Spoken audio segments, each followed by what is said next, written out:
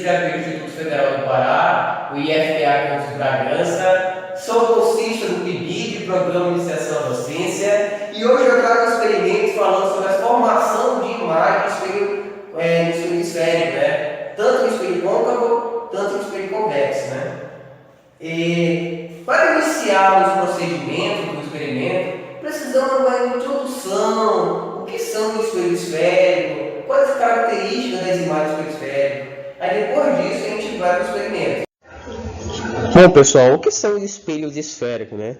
Bom, os espelhos esféricos, eles são um sistema óptico, né? Que consiste em uma superfície refletora, né? Na forma de uma calota esférica, como vocês podem ver aqui na imagem. E essa calota esférica, ela é capaz de refletir a luz em diferentes ângulos, produzindo imagens tanto reais como virtuais. Vamos aqui ter uma esfera e a gente vai fazer um corte na esfera. A partir que a gente faz esse corte na esfera, a gente chama essa metade da esfera de calota. E assim a gente vai ter um espelho côncavo e um espelho convexo. O espelho côncavo é um espelho que possui a parte espelhada voltada para o lado do centro de curvatura, o lado interno da calota, né? E as imagens formadas no espelho côncavo dependem muito da posição em que o objeto é colocado. E os espelhos côncavos, eles são utilizados para produzir imagens reais e virtuais. E um exemplo bem no cotidiano que a gente usa bastante esse espelho é os espelhos de maquiagem, que muitas mulheres usam. Porque a característica do espelho côncavo é ampliar a imagem. Já os espelhos convexos, ele possui uma parte espelhada voltada para o lado oposto do centro de curvatura, o lado externo da calota, como vocês podem ver aqui, ó, o lado externo da calota, os raios vão ser refletidos pelo lado externo. E os espelhos convexos, as imagens formadas nele, são imagens virtuais, e elas são formadas atrás da superfície refletora, né? Por isso que são imagens virtuais, porque vai existir um prolongamento desses raios, né? E graças a um sistema óptico, né, a gente consegue enxergar essas imagens. E um exemplo que a gente pode perceber no cotidiano são esses espelhos aqui muito utilizados em supermercados, né? Que a característica dos espelhos convexos é aumentar a área de visão e diminuir as imagens, ou seja, aumentando a área de visão e diminuindo as imagens, muitas imagens vão caber dentro dessa área ali, ó. Aí dá uma visão bem ampla. Agora vamos falar sobre os elementos geométricos dos espelhos esféricos. Tanto o espelho esférico côncavo e tanto o espelho esférico convexo, eles possuem os elementos geométricos: vértice, foco, centro de curvatura, distância focal e o raio. Todos eles representados por uma letra. O vértice é um ponto tangencial à circunferência do espelho, que marca a interseção entre o espelho e o eixo do mesmo. Ele é representado pela letra V. O foco, ele é um ponto médio de segmento, que une o centro de curvatura e o vértice, e por onde são refletidas a maior parte desse raio. Ele é representado pela letra F. E o centro de curvatura, que é um ponto em que coincide com o centro da casca esférica, né, que originou o espelho, ou seja, é onde fazemos um corte da esfera.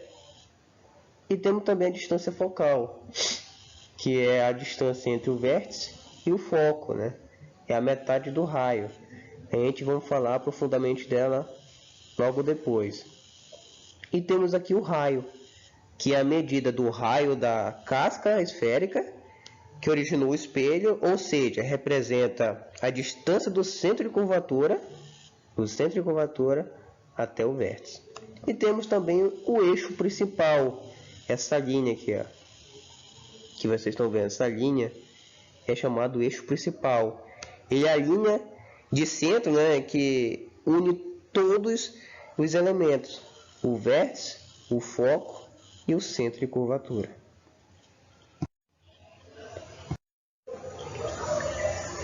Bom, pessoal, as características das imagens formadas no espelho esférico, né, tanto no espelho côncavo quanto no espelho convexo, as imagens formadas no espelho côncavo ela vai ter características maiores do que o objeto ou menores. Ela pode ser igual ao objeto, ela pode ser direita, formada direita ou invertida, né? E também ela pode ser imagem real ou virtual. Já no espelho convexo, ele vai apresentar apenas um tipo de imagem, que é uma imagem menor que o objeto, uma imagem virtual e direita. Bom, a partir da introdução que a gente fez sobre os espelhos esféricos, né, agora que a gente já sabe o que são os espelhos esféricos, a característica dos espelhos esféricos, agora a gente vai para o procedimento do experimento, né? E os materiais que eu vou utilizar são um bonequinho, um estilete, um pedaço de isopor também, e os espelhos côncavo e convexo, né? Primeiramente, a gente vai pegar um pedaço de isopor, né, e fazer uma fenda nesse isopor. No caso, eu fiz duas fendas, né, porque eu tenho espelho de tamanho diferente. O meu côncavo, o espelho côncavo é maior do que o espelho convexo, né? Isso é um espelho usado de maquiagem de mulheres outras, né, aquele espelho que amplia a imagem, aumenta a imagem da pessoa, espelho de maquiagem. E esse espelho convexo é um espelho usado em retrovisora de carro, né? E o que a gente vai fazer? A gente vai pegar o isopor, a gente vai fazer uma fenda, né, nesse isopor, que vai servir como base para o espelho. Depois de ter feito essa fenda, a gente vai encaixar o espelho. Encaixar o espelho. E vamos pegar o boneco. E vamos colocar ele à frente do boneco. E como a gente viu, né, que depende da posição, né, as imagens vão ser formadas a partir da posição do objeto, então a partir que a gente vai posicionando o objeto, vai formando a imagem aqui no espelho, tanto ele sendo espelho côncavo ou espelho convexo. Bom, pessoal, começando o experimento com o espelho côncavo, né, temos o vértice, o foco, que é a letra F, o vértice, que é a letra V, e o centro de curvatura, que é representado pela letra C, né? E quando posicionamos o objeto entre o vértice e o foco do espelho côncavo, né, ele produzirá uma imagem virtual formada atrás da superfície refratora, né? E isso ocorre devido aos raios de luz, né, dois raios de luz e parte do objeto, né, em uma direção ao espelho, e são refletidos. O primeiro raio de luz ele sai paralelo ao espelho e é refletido passando pelo foco. E o segundo raio de luz ele incide sobre o vértice e é refletido simetricamente em relação ao eixo principal. E o encontro desse raio, né, ele será atrás da superfície refratora, pois vai ocorrer um prolongamento desse raio, né, e as imagens formadas ela tem característica virtual, direita e maior que o objeto. Então, pessoal, nesse segundo caso de formação de imagem, né, no espelho côncavo, o objeto está posicionado entre o centro de curvatura e o foco, né?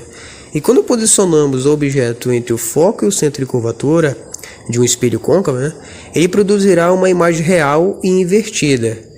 Isso ocorre, né, quando os raios de luz são emitidos paralelamente ao espelho e são refletidos passando pelo foco.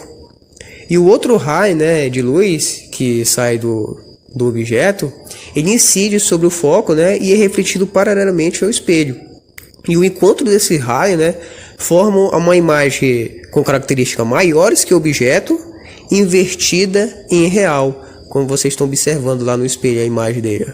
Maior que o objeto, invertida e real. Nesse terceiro caso, pessoal, o objeto está posicionado sobre o centro de curvatura.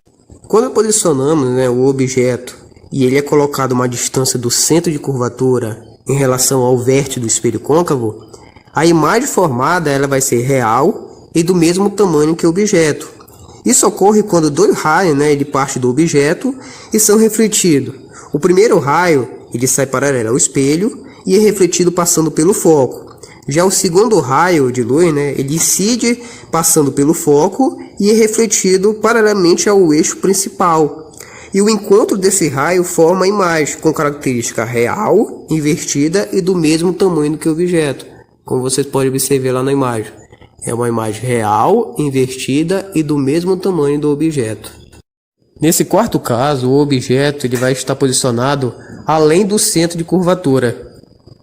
Quando posicionamos o objeto e ele é colocado além do centro de curvatura, a imagem formada ela vai ser real e menor que o objeto. Isso ocorre quando dois raios, né, que saem do objeto em direção ao espelho, eles são refletidos. O primeiro raio de luz ele sai paralelo ao eixo principal e é refletido passando pelo foco. Já o segundo raio ele incide sobre o centro de curvatura e é refletido sobre si mesmo. E o encontro desse raio forma uma imagem com característica real, invertida e menor que o objeto. Como vocês podem observar lá no final lá do espelho. A imagem bem pequena, bem menor do que o objeto. Ela é invertida, real e menor do que o objeto. Realizando o experimento com o espelho convexo, né? Os espelhos convexos eles só produzem imagens virtuais, né? Menores que o objeto e independente da distância que o objeto esteja, né? Ou seja, o objeto ele pode estar em qualquer distância do objeto, ele pode estar no vértice, no foco, no centro, antes do foco e assim por diante. Ele sempre vai formar imagens virtuais e menores que o objeto. E como ocorre isso? Ocorre que quando os raios são emitidos em direção ao espelho, né, o espelho convexo, esses raios são refletidos. E como esse raio não consegue atravessar o espelho, né, eles são refletidos, né, ocorrendo um prolongamento desse raio. E as imagens formadas, né, ela tem característica sempre menor que o objeto, virtual e é formada à direita do espelho.